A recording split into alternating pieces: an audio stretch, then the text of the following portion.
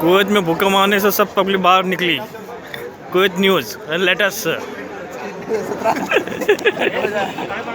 Kuwait में भूकंप आने से सब पब्लिक बाहर निकल गई।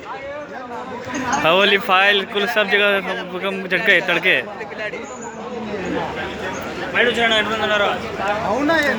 सर्क में भूकंप तेजी।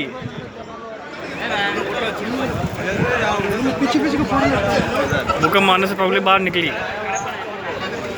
कुवैत में भूकंप।